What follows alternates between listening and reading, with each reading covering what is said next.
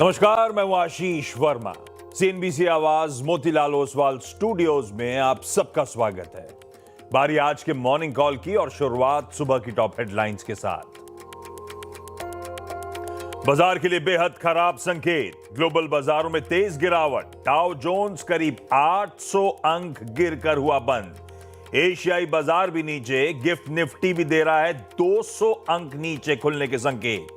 उधर एफआईएस की तरफ से जोरदार बिकवाली जारी, कल कैश और फ्यूचर्स मिलाकर 10,000 करोड़ रुपए से ज्यादा की बिकवाली की। सत्ता संभालने के बाद ईरान के नए सुप्रीम लीडर मुज्तबा खोमेनी की चेतावनी, कहा पड़ोसी देशों में सभी अमेरिकी सैन्य ठिकाने तुरंत हो बंद, वरना हमला रहेगा जारी। स्ट्रेट ऑफ हॉर्मुज आगे भी रहेगा बंद। मुज्तबा खोमेनी की धमकी के बाद कच्चे तेल में मजबूती कायम, ब्रेंट का भाव $100 के करीब। उधर डॉलर की मजबूती से गोल्ड और सिल्वर में नरमी, $5,150 के नीचे आया कॉमेक्स गोल्ड। पीएम मोदी ने ईरान के राष्ट्रपति से की बात, हालात पर जताई चिंता, कहा भारतीयों की सुरक्षा और एनर्जी ट्रांसपोर्ट प्राथमिकता। बातचीत और डिप्लोमेसी से समाधान निकालने का दिया सुझाव। मैक्स फाइनेंशियल्स क्यूआईपी के जरिए 2,000 करोड़ रुपए जुटाएगी, बोर्ड से मिली मंजूरी। और महंगाई की बढ़ने लगी रफ्तार, फरवरी में रिटेल महंगाई दर 2.74% से बढ़कर 3.21%। खाद्य महंगाई के साथ साथ ग्रामीण और शहरी महंगाई दोनों में बढ़ोतरी।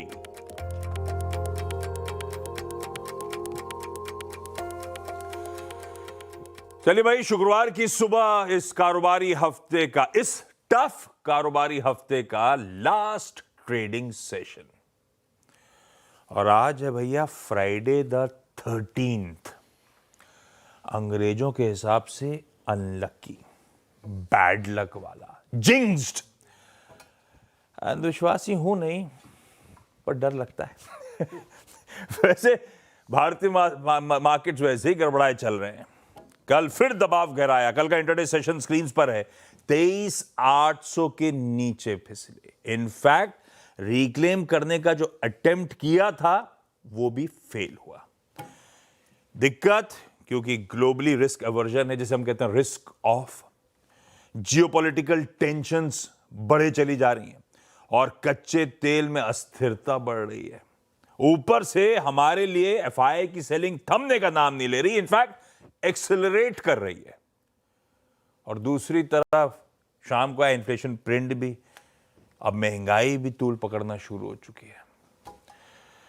इन सब पे आगे डिटेल में शो के दौरान बातचीत करते चलूंगा, लेकिन पहले गिफ्ट निफ्टी 150 पॉइंट के गैप डाउन के साथ तकरीबन 2/3% कमजोरी के साथ आज हम अपने इस फ्राइडे सेशन की शुरुआत करने जा रहे हैं। गिफ्ट निफ्टी स्क्रीन पर है, प्लीज एशियन पीयर्स दिखाइएगा। इस समय सुबह सुबह जो कामकाज हो रहा है, लार्जली ग्लोब का हाल थोड़ा सा गड़बड़ाया हुआ है। ज्यादातर टिल्ट आपको इन रेड ही हमारे एशियन पीयर्स का नजर आएगा, इवन यूएस के मार्केट्स। कल जब हम सेशन की समाप्ति कर रहे थे, कल 3:30 बजे 1/3 से आधे % के दबाव के साथ यूएस फ्यूचर्स कामकाज कर रहे थे। एक्चुअल सेशन 1.5% से 1.25% का दबाव। क्या डाइजेस्ट किया, क्या एक्चुअली हो गया? और आज सुबह के फ्यूचर्स थमे हुए हैं, हल्का बहुत इन ग्रीन ट्रेड कर रहे होंगे, लेकिन हैंडओवर गड़बड़ है। तब की पहली प्लेट दिखाई कि कहां यूएस फ्यूचर्स छोड़े थे, कहां मिल रहे हैं। एशियन पीयर्स भी दबाव में। और अगर पढ़ते जा रहे हो ग्लोब के बारे में, मिडिल ईस्ट क्राइसिस के बारे में, तो ऐसा लग रहा है हरमास भैया लुट तो लंबा चलेगा। गुड मॉर्निंग आपको। क्या क्या डेवलपमेंट्स, क्या क्या अपडेट है, किसने क्या कहा, क्या किया और हमारे लिए क्या मायने हैं? गुड मॉर्निंग आशीष। बहुत सारे लोगों ने बहुत कुछ कहा और सभी के मायने हैं। पहले तो बाजार का ही हाल बता देता हूं, क्योंकि कल पहले तो गिरावट जो हुई, उसके बाद तीनों वॉल स्ट्रीट के जो बाजार है वो 2026 के सबसे निचले स्तरों पर है। डाउ 800 अंक गिरकर बंद हुआ, 750 अंक। तेल अभी भी $100 के ऊपर बना हुआ है, ब्रेंट 100 के आसपास है, WTI 94 के आसपास है। और वो भी थोड़ी बहुत जो आज नरमी नज़र आ रही है वो इसलिए क्योंकि आज सुबह ये खबर आई है कि US ने जो रूसी तेल समंदर में फंसा हुआ है उसे खरीदारी करने की इजाज़त सबको दी है। टेम्पररी परचेज जो हमें 30 दिन का वेवर मिला था पहले, वो अब यूनिवर्सली एप्लीकेबल हो गया है। अब CNBC के एनालिसिस के मुताबिक लगभग 124 मिलियन बैरल रूसी ओरिजिन तेल जो है इस वक्त मौजूद है, जो कि 5 से 6 दिन की सप्लाई सुनिश्चित कर सकता है। ये एट सी मौजूद, एट सी अभी भी उनके यहाँ से खरीद नहीं सकते। एट सी जो है वो आप खरीद सकते हैं, ये हुआ है। इस वजह से थोड़ी बहुत नरमी है, लेकिन फिर भी कोई ज्यादा बड़ी गिरावट आपको तेल में इस वक्त तो देखने नहीं मिल रही है। स्कॉट बेसेंट ने स्काई न्यूज को दिए हुए अपने एक इंटरव्यू में ये भी कहा कि यूएस की जो नौसेना है वो मिलकर स्ट्रेट ऑफ हॉर्मुज से जो है तेल के जहाजों को एस्कॉर्ट करने की कोशिश करेंगे। लेकिन वही दूसरी तरफ यूएस के ही एनर्जी सेक्रेटरी क्रिस राइट ने कल CNBC को दिए हुए अपने इंटरव्यू में ये कहा कि यूएस की नौसेना अभी ये करने के लिए सक्षम नहीं है और तैयार भी नहीं है, ये उनका बयान था। तो उस वजह से अब अनिश्चितता इस बात की है कि किसकी बात पर भरोसा किया जाए। एक तरफ स्कॉट बेसेंट एक बात और कह रहे हैं, दूसरी तरफ एनर्जी सेक्रेटरी कोई और बात कह रहे हैं। इस वजह से तेल की कीमतों में कोई बड़ी गिरावट देखने नहीं मिल रही है। तीसरी बड़ी कारण यह है कि मुश्तबा खामिनेई जो कि अब नए ईरान के सुप्रीम लीडर है, कल पहली बार उन्होंने पद ग्रहण करने के बाद जो है एक टेलीविजन एड्रेस में जो रॉयटर्स ने ट्रांसलेट किया है, वो उसमें यह कहा गया कि स्ट्रेट ऑफ हॉर्मुज को बंद रखना ही मुनासिब होगा क्योंकि ये दुश्मन पर दबाव डालने का अच्छा तरीका है। ये उनका बयान था। और साथ ही साथ उन्होंने ये भी चेतावनी दी है कि सभी मध्य पूर्व में जो यूएस के मिलिट्री बेसेस है उन्हें तात्कालिक प्रभाव से बंद कर दिया जाए, वरना उन पर भी हमले जारी रहेंगे। और या तो फिर वो अब जो नुकसान हुआ है इस युद्ध के कारण उसका वो हर्जाना मांगेंगे, या फिर उसी तरह से उसी प्रोपोर्शन में एसेट्स को डिस्ट्रॉय किया जाएगा। ये उनका बयान था। तो दोनों तरफ की बातें चल रही है। और कल गोल्डमैन सैक्स ने ये भी चेतावनी दी कि अगर स्ट्रेट ऑफ हॉर्मुज में कोई डेवलपमेंट्स नहीं हुए इस महीने के अंत तक, तो फिर तेल की कीमतें जो है $150 तक जा सकती है, जो कि 2008 का जो पीक था 147.5 का जो हाई बनाया था ब्रेंट ने, उस वहां तक जो है तेल की कीमतें जा सकती है। और एक बात यह कि जो कल IEA ने घोषणा की थी कि 400 मिलियन बैरल हम छोड़ेंगे, कब छोड़ेंगे अब तक उसका तो ऐलान हुआ ही नहीं है, तो अभी भी उस पर अनिश्चितता बनी हुई है। और एक बात यह कि ईरान के जो रेवोल्यूशनरी गार्ड्स हैं उन्होंने भी कल ये चेतावनी दी है कि हम तेल को सुनिश्चित करेंगे कि वो $200 तक चला जाए, कीमतें जो है वहां तक चली जाए। डोनाल्ड ट्रंप ने कल ट्रूथ सोशल पर यह लिखा कि तेल की कीमतों से हमें तो बहुत सारा पैसा मिलता है, लेकिन हमारा उद्देश्य यह है कि ईरान के लोगों के हितों के लिए और ईरान जो है परमाणु हथियार ना रख सके, वो हमारा बड़ा मकसद है। तो तेल की कीमतों का हमें इस वक्त कोई मायने नहीं रखता। वही दूसरी तरफ बेंजामिन नेतन्याहू जो कि इजराइल के प्रधानमंत्री है, उन्होंने ये कह दिया कि ईरान में जो है तख्ता पलट हो इसकी कोई गारंटी नहीं है युद्ध के बाद। तो आपका तो पहले इंटेंशन ही वही था, इसी के लिए तो आपने हमले किए थे, तो अब आप ये कह रहे हैं कि कोई गारंटी नहीं है। कुवैत में कल काफ़ी सारे ड्रोन हमले हुए, उनके एयरपोर्ट पर काफ़ी सारा नुकसान भी हुआ है वहाँ। और यूएस रिपोर्ट्स के माने तो $11 बिलियन खर्च हुए हैं यूएस के पहले 6 दिनों के इस युद्ध में। रिपोर्ट्स ये भी कह रही है कि स्टीव विटकॉफ जो कि यूएस के अनवॉय है, उन्होंने कल ईरान के विदेश मंत्री से बातचीत की जो है दरख्वास्त की थी, वो दरख्वास्त जो है वो रिजेक्ट कर दी गई है। और उन्होंने ये फिर उसके बाद उन्होंने इजिप्ट के पास जाकर के कहा कि आप मध्यस्थता कीजिए, उस बारे में अब तक कोई ऑफिशियल कंफर्मेशन नहीं है। वॉल स्ट्रीट पे स्ट्रेस एक बात का और है, प्राइवेट क्रेडिट की, जिसकी हम बात किए जा रहे हैं। कल मॉर्गन स्टैनली ने भी अपने प्राइवेट क्रेडिट फंड में रिडेम्पशन की लिमिट्स को कैप कर दिया था, जिस वजह से सभी शेयरों में कल गिरावट थी, बैंकिंग इंडेक्स में गिरावट थी, जिस वजह से डाउ जोन्स में दबाव था। और एक बात यह कि ट्रेजरी यील्ड्स जो है यूएस में और लगभग सभी जगहों पर बढ़ रही है। कल 30 साल की ट्रेजरी यील्ड 4.9% तक चली गई थी और अब युद्ध के शुरू होने के बाद से 20 बेसिस पॉइंट्स बढ़ चुकी है। तो कल ऑक्शन में भी इसकी वजह से अच्छा रिस्पांस था। आज का सबसे बड़ा ट्रिगर होगा पीसीई इन्फ्लेशन का आंकड़ा जो शाम को आएगा, कंज्यूमर स्पेंडिंग का डेटा आएगा, Q4 जीडीपी के डेटा का फर्स्ट रिवीजन आएगा। तो इन सभी चीज़ों पर बाजार की नजरें होंगी, लेकिन अभी भी सबसे बड़ा ट्रिगर जो है वो तेल है। कोई बड़े बदलाव इस वक्त कीमतों में नहीं हुए हैं और अगर गोल्डमैन सैक्स की माने तो कीमतें ऊपर ही जाने वाली हैं। है यार, कुछ भी अच्छा नहीं हो रहा आजकल। ये सुबह सुबह कमेंट्री सुनाते नहीं है, सब गड़बड़ है। और यही सब एक्चुअली पूरे ग्लोबल मार्केट फोकस करे हुए हैं और मामला गड़बड़ है। अच्छा, भारतीय बाजार ऊपर से ठंडे पड़े हैं। मैं कई सारे अपडेट्स देख रहा था कि वैल्यूएशंस कूल ऑफ हो गए, तो फिर एफआईआईज क्यों बेच रहे हैं? ये मिथ बस्ट कर देता हूं कि वैल्यूएशंस अट्रैक्टिव हो गए हमारे। जरा वो स्क्रीन पे टेबल लेकर आइएगा, वो ग्लोबल इक्वेशन मैंने रख दी है कुछ अच्छा चलिए, ग्राफिक अभी रेडी नहीं है, जब होंगे तब चले जाऊंगा। कब होंगे? चलिए ठीक है। अच्छा वीरू के पास चलते हैं जब तक। अच्छा वीरू के पास जाऊं उससे पहले इन्फ्लेशन का नंबर हो तो वो प्लीज दिखा दीजिएगा। कल इन्फ्लेशन हमारा जो है वो भी खासा इंच अप हुआ है, 2.75% पे था लास्ट जनवरी महीने में, 3.21% पे आया। एक्सपेक्टेशंस थी 3.1% के आसपास की, और उसमें सबसे बड़ा रीजन फूड इन्फ्लेशन 3% की एक्सपेक्टेशन के सामने 3.5% पे आया। अब वो कह लीजिए आप नॉर्मलाइज हो रहा है, सब्जियों की, फ्रूट्स एंड नट्स की, ऑयल्स फैट्स की, इन सब की कीमतें बढ़ रही हैं, तो फूड प्रेशर जो है वो अब पड़ना शुरू हुआ है, वो हेडलाइन इन्फ्लेशन को इंपैक्ट कर रहा है। और एक और दिक्कत की बात, अब इन्फ्लेशन इंचअप होना शुरू हुआ है, और अभी तो ना यूएस में ना अपने यहाँ, ये मार्च का महीना पता चलेगा असल स्थिति, क्योंकि अनसर्टनिटी अभी भी लिंगर ऑन कर रही है। हॉर्मास बता ही चुके हैं आपको। हमारे यहाँ एक इस समर बहुत सॉलिड एक हीट वेव का अनुमान है, पोटेंशियल अल नीनो होगा सेकेंड हाफ इस कैलेंडर ईयर में, तो रिस्क काफी है इन्फ्लेशन के फ्रंट पे अपने लिए भी। हाँ गया शायद बात छेड़ दी तो दिखाई देता हूं, दिखाइए भाई, वो ग्लोबल इक्वेशन मैं बना के लेकर आया था आप लोगों के लिए। ये है फॉरवर्ड पी मल्टीपल सारे इंपॉर्टेंट मार्केट्स के, और वो है एक्सपेक्टेड अनुमानित FY27 EPS ग्रोथ। यूएस में S&P ले रहा हूं, सबसे महंगे मार्केट्स हैं, प्रीमियम कमांड करते हैं, 22.5 टाइम्स पे ट्रेड कर रहे हैं और 15% की अनुमानित ग्रोथ है। पर यूएस के मार्केट्स में जो बूम आया था वो AI केपेक्स रिलेटेड था, और स्ट्रीट मानती इवेंचुअली वो प्रॉफिटेबिलिटी में कन्वर्ट होने वाला है 1-2 साल में, इसीलिए इस तरह के वैल्यूएशंस प्रीमियम है, और ऊपर से ग्लोबल मार्केट्स की सर्टेनिटी है, दिग्गज मार्केट की। तो यूएस महंगा है, वो रहेगा। भारत, हम 20.5 टाइम पे आज भी ट्रेड कर रहे हैं। हमारा अनुमानित ईपीएस था, पहले जो एस्टिमेट्स थे 14 से 16% FY27 के, 15% पकड़ लीजिए। लेकिन हमारे लिए सबसे बड़ी दिक्कत हो गई है स्ट्रेट ऑफ हॉर्मुज। कितनी सारी कंपनीज ने अपडेट दिए हैं कि नेचुरल गैस की, एलपीजी की, प्रोपेन की, लाइमस्टोन की किल्लतें शुरू हो गई हैं, प्लांट शट डाउन हो रहे हैं।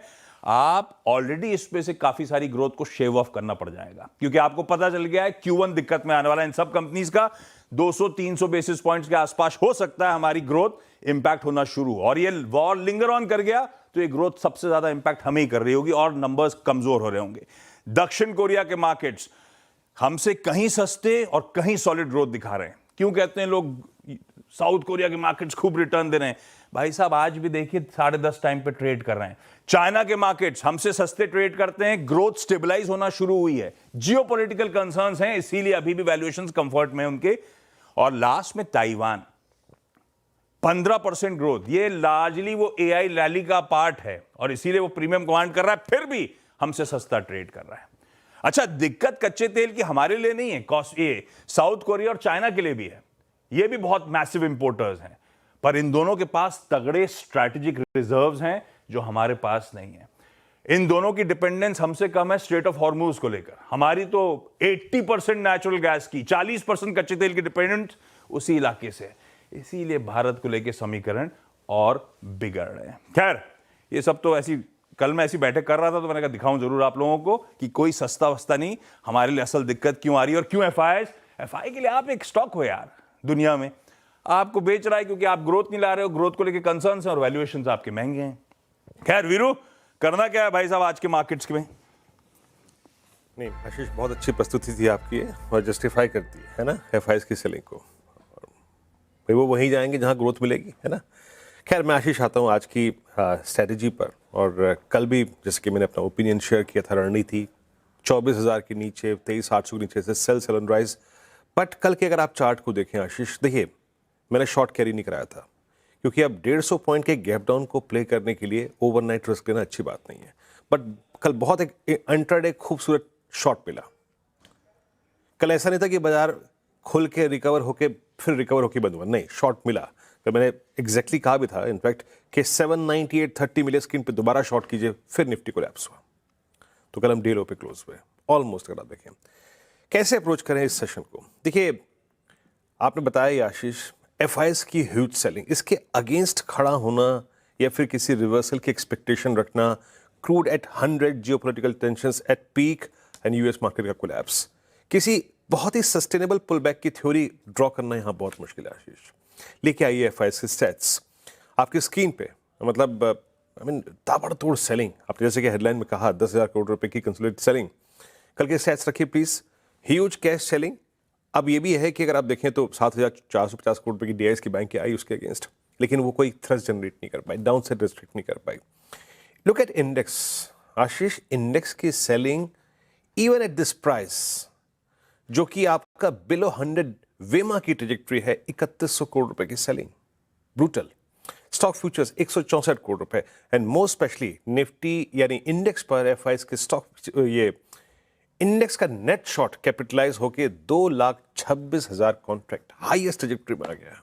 और फिर भी उसके बावजूद आपके प्लेसमेंट मार्केट की ऐसी है कि कवरिंग की आप एक्सपेक्टेशन नहीं रख रहे हैं, क्योंकि क्रूड एट 100 है। और कल 3 basket FMCG, auto, cement collapse हुई, बैंक्स कोलैप्स हुए, काफी गंभीर शॉर्टिंग थी। कल की प्लेसमेंट क्या कहती है? कल की प्लेसमेंट कहती है कि ये 23,700 पे, 800 पे और 24,000 पे, इन 3 क्लस्टर्स में सुपर कॉलाइटर्स बैठे हुए हैं। और नीचे इसके अगेंस्ट एक मात्र वो पॉइंट था दैट वाज 23500, जहां पे कुछ पुट खड़ी थी, लेकिन मेरे ख्याल से इस गैप डाउन में वो पुट का कंसंट्रेशन का जोन भी चला जाएगा। ऑप्शंस के स्टैट्स लेके आइए प्लीज जरा, वो 3 स्ट्राइक्स। तो 23,500 थोड़ा महत्वपूर्ण था। बाकी अगर आप देखें तो बड़ी कॉल राइटिंग 23,700 पे, 800 पे और 24,000 पे। इसके अगेंस्ट पुट राइटर्स बिल्कुल विजिबल नहीं है आशीष। आपको याद होगा मंडे मैंने एक बात कही थी, मेरा थ्रेशहोल्ड, मेरा criteria to go short and short on rise and buying buy on dips और टेकिंग बाय ऑन डिप्स, वो एक है मात्र, दैट 100 वेमा, जहां 24,044 गया शॉर्ट। आज के लिए जैसे कि मैंने कहा था कि बिलो 24,000 23,300 विजिबल है, अप्रैल 2025 का ब्रेकआउट पॉइंट। शॉर्ट करिए, शॉर्ट ऑन राइज करिए। मेरे ख्याल से आशीष जो सबसे महत्वपूर्ण ट्रेजेक्ट्री है जो कि आएगी स्क्रीन पे, वो है 388 एंड 263। इस पे आकर अपने शॉर्ट जरूर कवर करिएगा। एक बात और, गैप डाउन्स पे शॉर्ट मत करिए। इनिशियल गैप डाउन्स पे हमेशा कवरिंग आ रही है। लेके आइए जरा एक लेवल, मेरी कमेंट्री में क्लियरली मेंशन है और मैं इसको यहां पे मेंशन कर देता हूं, नोट करके रख लीजिएगा। जैसा कि कल हमने इंट्राडे में शॉर्ट किया था 798.30 पे, आज के लिए वो पॉइंट रहेगा 23681। सेकंड लास्ट लाइन में लिखिए, बैटर साहब लिखाइएगा। इंट्राडे शॉर्ट के लिए 23,681 और 734, इस पॉइंट के ऊपर कोई अगर आप पुल बैक आए तो उसको शॉर्ट करिए। बट याद रखिएगा इट्स फ्राइडे फैक्टर, और अगर क्रूड में कोई रिवर्सल आता है at any given point during the day, अगर हम 23734 के ऊपर निकलते हैं आशीष, फिर कह रहा हूं 23,734 के ऊपर अगर हम निकलते हैं इंट्राडे में, तो एक टेम्परेरी शॉर्ट कवर आपको RS2 की तरफ और RS1 की तरफ ले जाने में सक्षम है। So trade accordingly. फिर कह रहा हूं 23,681 और 23,734 अगर ये रेंज इंट्राडे में पार होती है तो एक स्विंग टुवर्ड्स 781,836 पॉसिबल। ऐसे अप्रोच कीजिए निफ्टी को। निफ्टी बैंक अभाव है, ऑप्शन स्टेट्स का अभाव है, मैं यहां पर टिप्पणी नहीं कर सकता कि कहां पर अगर आप देखें आप जाएंगे, लेकिन याद रखिएगा कल भी क्लियरली कहा था 56,000 56,500 के नीचे it's a short on rise. आज के लिए गैप डाउन है, याद रखिएगा। अब RS1 स्क्रीन पे लिखे आइएगा, जब तक ये स्क्रीन पर नहीं आ रहा है it's a sell on rise. और एक और बात बता रहा हूं, अगर आप शॉर्ट हैं या फिर ड्यूरिंग द डे शॉर्ट करें, किसी भी सर्कमस्टेंसेस में अपने शॉर्ट को 54,200 और 54,000 की ट्रेजेक्ट्री में जरूर कवर करें आशीष। परफेक्ट है। ये निफ्टी बैंक का आज फ्राइडे का हमारा अप्रोच। दिक्कत भरे सेशन की फिर से कर लीजिए तैयारी। गाबा सर लेकिन बताएंगे आपको कैसे स्टॉक स्पेसिफिक रुझान रखकर कमाई करी जा सकती है। गाबा सर गुड मॉर्निंग। हाँ जी, ऐसा है, गुड मॉर्निंग। 2 स्टॉक्स में, एक लॉन्ग एक शॉर्ट। लॉन्ग है एबीबी, ये काफी समय से लॉन्ग है, कितना भी मार्केट गिरता है लेकिन एबीबी ऊपर ही जा रहा है, तो मैंने उसको सेफ्टी के लिए एबीबी। अब एबीबी ट्रेड कर रहा है 6412 पर। इसका near term logical technical target चाहिए 6,500 का, राउंड फिगर, वहां तक तो जाना चाहिए। और आते दिनों में और भी हाई जोन देखेंगे, जितना नीचे जाएगा, क्यों ऊपर जा रहा है मुझे पता नहीं, लेकिन टेक्निकली अप है। लेकिन स्टॉप लगाएंगे 6350, तो यहां पर ठीक लगता है एबीबी। स्टॉक जो वीक नजर आता है, जो मुझे बहुत पसंद है, वो है अशोक लेलैंड। अब जो सेटअप के हिसाब से लगता है थोड़ा ओवर एक्सटेंडेड हो गया और थक गया, थकने के बाद नीचे आ रहा है, सेलिंग आ रही है, और सेलिंग और प्लस वॉर का सिचुएशन भी। क्या इफेक्ट है मुझे पता नहीं, लेकिन अब ट्रेड कर रहा है करीब 178 के आसपास, स्टॉप लगाएंगे 180 का, ₹2 का। पॉसिबल है कि 170 देखने को मिल सकता है, तो दिस इज जो बेहतर है यहाँ पर। तो yes, ABB long, Ashok Leyland short. ABB खरीदना है, अशोक लेलैंड बिकवाली करने का कॉल, दोनों के लेवल्स प्लीज नोट डाउन करिएगा। Mister Gaba, how are you placed for 12:30 today? I'm fine, absolutely. You tell me, I'll be there ready. In fact, today I have to do extra shows because अपने सतपुते साहब नहीं है। अच्छा, एक बात आपसे पूछनी थी, हाँ। ये हॉर्मोज जो है उसका फोनेटिकली सेम नाम है या स्पेलिंग भी सेम है स्ट्रेट ऑफ हॉर्मोज के साथ? वो नहीं, दोनों का अलग है। एक हॉर्माज है, वो हॉर्मूज है।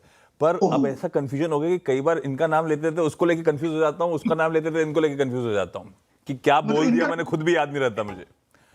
पर मतलब ठीक है, इनका नाम में खाली कंट्रोल नहीं हाँ, होता, और इनका कोई लेने देना भी नहीं है, और नाम एकदम थोड़ा बहुत अलग है, हॉर्मूज और हॉर्माज है। Disclaimer disclaimer disclaimer. Gaba sir से मुलाकात आज 12:30 बजे चाचा भतीजा निफ्टी में होगी। आप लोग अपनी क्वेरीज भेजना शुरू कर दीजिए। गाबा सर, थैंक यू सुबह जुड़ने के लिए। क्विकली कंचन के पास आज के इंपॉर्टेंट स्टॉक्स इन न्यूज जान लेते हैं। कंचन बताएं। Good morning. सबसे पहले शुरुआत करते हैं मैक्स फाइनेंशियल सर्विस के साथ। यहाँ पे बोर्ड से QIP के जरिए 2000 करोड़ जुटाने की मंजूरी मिल गई है। बालाजी अमाइंस, बिकॉज जिस तरीके से हम जियोपॉलिटिकल टेंशन देख रहे हैं उससे कंपनी को अमोनिया सप्लाई ट्रांसपोर्ट में दिक्कतें आ रही हैं, उसके लिए ही जो फैक्ट्री है उसको अभी टेम्परेली बंद कर दिया गया है। गोदरेज प्रॉपर्टीज, बिकॉज कोयम्बतूर में 44 एकड़ जमीन का कंपनी ने अधिग्रहण कर लिया और माना ये जा रहा है कि इस प्रोजेक्ट से करीबन 450 करोड़ का रेवेन्यू आ सकता है। कालपाट्रू, बिकॉज मुंबई के अंधेरी में रीडेवलपमेंट प्रोजेक्ट के लिए कंपनी ने करार किया है और इसका अगर ग्रॉस डेवलपमेंट वैल्यू देखी जाए तो 1400 करोड़ की मानी जा रही है। जेके लक्ष्मी, बिकॉज असम में लाइमस्टोन ब्लॉक के लिए कंपनी ने बिडिंग जो है वो जीत ली है। साथ ही साथ नेक्टर लाइफ, बिकॉज एवेंसिस एक्सपोर्ट के साथ 100 करोड़ का लोन एग्रीमेंट साइन। परफेक्ट है। ब्रेक लीजिए, ब्रेक के उस पार पृथ्वी फिनमार्ट के मनोज जी बताएंगे कमोडिटीज में आज होगी कैसे कमाई। ब्रेक के बाद आप सबका स्वागत है। यार, वो ग्लोबल इक्वेशन वाली प्लेट लेकर आइएगा। आप में से लोग कुछ कंफ्यूज हो गए हैं। वो जो ग्रोथ इंडिया की मैं दिखा रहा हूं 14 to 16, यानी कि बॉलपार्क 15%, ये वॉर से पहले के इंडिया FY27 एस्टिमेट्स थे। जितने दिन वॉर प्रोग्रेस कर रहा है, एवरी पासिंग डे वो अनुमान रिड्यूस हो रहे होंगे। ऑलरेडी Q1 इंपैक्ट होने वाला है इंडिया का, तो हमारी ग्रोथ ठंडी पड़ने वाली है, तो अपने आप वैल्यूएशंस और महंगे दिखने लगेंगे। ये इक्वेशन गड़बड़ा रही है, इसीलिए बताया था। खैर, तब और आपकी सेकंड प्लेट क्विकली लेकर आइएगा। Bond yields, dollar index, crude सब उफान मचाए हुए। पता नहीं जब वीकेंड के उस पार लौट के आएंगे तो क्या हाल होगा इस इक्वेशन का। ऐसे में कमाई कैसे करनी है मनोज जी बताएंगे। Manoj ji, good morning. Good morning Ashish ji. बिल्कुल, यहाँ पे हम देख रहे हैं कि डॉलर इंडेक्स और यूएस के जो बॉन्ड की दरें हैं वो लार्जली ओवरऑल कमोडिटीज को इम्पैक्ट करती हुई नजर आ रही है, लेकिन साथ में हम देख रहे हैं कि रुपये में बड़ी कमजोरी देखने को मिल रही है, तो उसका सपोर्ट एक यहाँ पे भारतीय बाजारों में ओवरऑल कमोडिटीज को मिलता हुआ नजर आ रहा है। क्रूड जब तक एलिवेटेड है तो यहाँ पर वॉलेटिलिटी काफी ज्यादा रहेगी, लेकिन हम देख रहे हैं कि सोना निचले स्तरों पर अपने सपोर्ट लेवल पे स्ट्रांगली होल्ड कर रहा है, तो गोल्ड में यहाँ पे आज भी डिप में बाय की सलाह रहेगी। गोल्ड मिनी का जो अप्रैल कॉन्ट्रैक्ट है 1,60,000 में खरीदना है। स्टॉप लॉस 1,58,950 का लगाएं। 1,62,000 तक यहाँ पे कीमतें फिर एक बार जा सकती है। साथ ही हम देख रहे हैं कि कॉपर भी एक दायरे में बना हुआ है और निचले स्तरों पर अपने सपोर्ट्स को स्ट्रांगली होल्ड कर रहा है, तो कॉपर में भी आज यहाँ डिप्स में 1191 के स्तर पर मार्च वायदा में बाय की सलाह रहेगी। स्टॉप लॉस 1180 का लगाना है और टारगेट यहाँ पे 1210 तक के रहे। Manoj ji, thank you so much बढ़िया से ट्रेड्स देने के लिए। क्विकली लेकर आइए आज का इवेंट्स कैलेंडर। फ्राइडे है, फ्राइडे द 13th है। यूके का जीडीपी और यूएस का जीडीपी शाम को आ रहा होगा। यूके का तो दिन में आ गया होगा। यूएस में साथ में पीसीई जो फेड इन्फ्लेशन का प्रिंट देखता है वो आंकड़े आ रहे होंगे। जॉल्ट्स का जॉब ओपनिंग का डेटा आ रहा होगा। काफी कुछ है। हमारे यहां कुछ बोर्ड मीट्स हैं। बैंको प्रोडक्ट्स, मिश्र धातु दोनों इंटरिम डिविडेंड कंसिडर कर रहे होंगे। Repco home finance fund raising है लेकिन एनसीडी इशुएंस के जरिए। वेबसॉल एनर्जी वारंट कन्वर्जन पे इनकी बैठक है। ई क्लर्क सर्विसेज का बोनस इशुएंस जो हुआ था उसकी एक्स डेट है 1 for 1। आज वो एडजस्टमेंट प्ले आउट हो रहा होगा। एक्स डिविडेंड में एफसी और एयरटेल वगैरह हैं वो स्क्रीन पर आ जाएंगे। शाम को वो usual weekly bank loan, deposit growth, foreign exchange reserves के नंबर्स आ रहे होंगे। आरबीआई आज दूसरा ट्रांच 50,000 करोड़ रुपए का ओपन मार्केट ऑपरेशन कर रहा होगा सिस्टम में नकदी झोंकने के लिए। एडवांस टैक्स पेमेंट्स का टाइम है, जीएसटी का टाइम है, इसीलिए लिक्विडिटी को, तरलता को बनाए रखने के लिए स्टेप उठाए जा रहे हैं। पार्लियामेंट में फाइनेंस मिनिस्टर आज सप्लीमेंट्री डिमांड फॉर ग्रांट्स के डिस्कशन पर रिप्लाई करेंगी। पीएम किसान के अंतर्गत 22nd इंस्टॉलमेंट आज क्रेडिट होगी 2,000 रुपए की। पीएम मोदी आज से 2 दिनों के असम के दौरे पे भी हैं। और साउथ कोरिया, अभी मैं इक्वेशन दिखा रहा था इसलिए बता रहा हूं, आज से फ्यूल प्राइस कैप इंट्रोड्यूस कर रहा है। असल में वो डोमेस्टिक फ्यूल प्राइसेस को स्टेबलाइज करना चाहता है। खैर, सब कर रहे हैं अपनी तरफ से एफर्ट, सबके लिए दिक्कत आ रही है। गिफ्ट निफ्टी के वीक क्यूज के साथ छोड़े जा रहा हूं। मॉर्निंग कॉल में